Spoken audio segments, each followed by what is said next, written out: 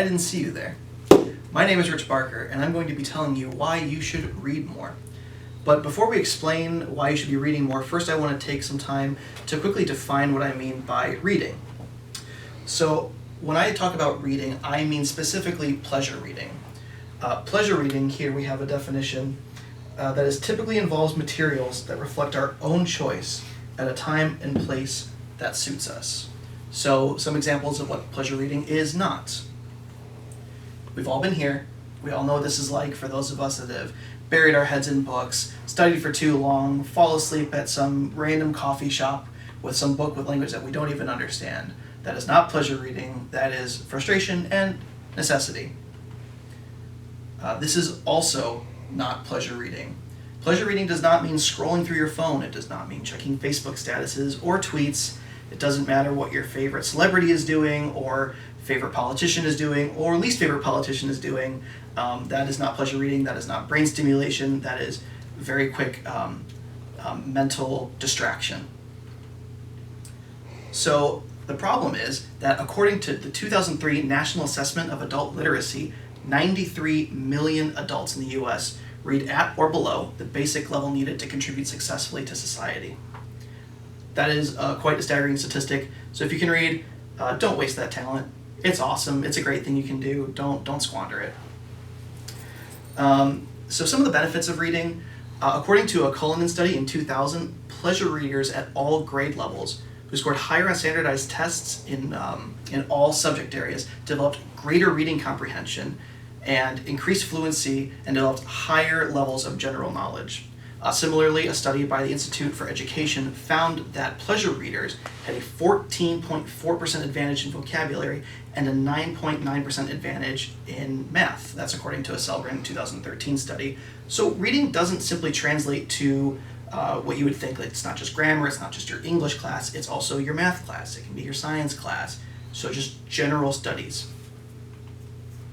Also, recent studies conducted by Kidd and Castino in 2013 of the New School for Social Research in New York City suggested that pleasure reading deepened empathy and temporarily allowed the reader a greater understanding of others' mental states. That's Wilhelm and Smith in 2014.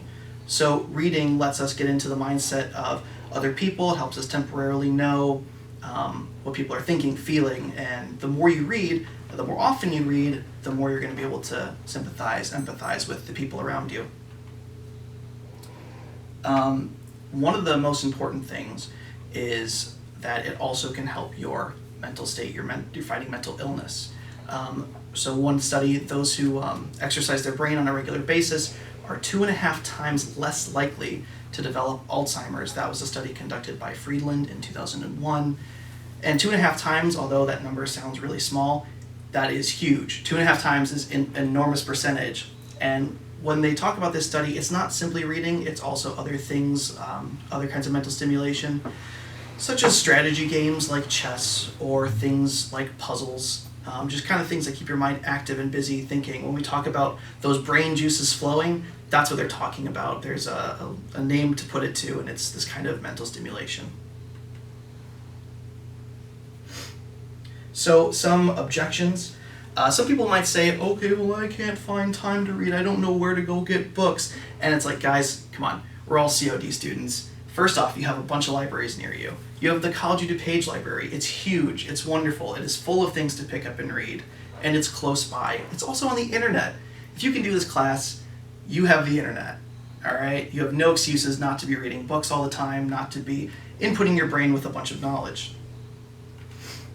One more thing that people might say is, okay, well, I have a problem reading. I struggle reading.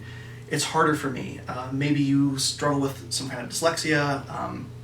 Maybe you're just still at a lower level of reading. Well, old adage, the only way to get better at something is just to do it. You just got to keep reading.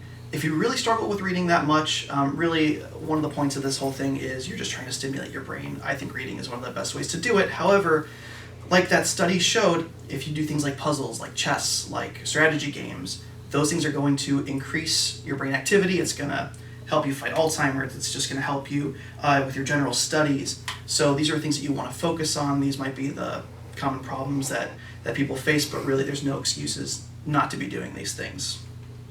Thank you.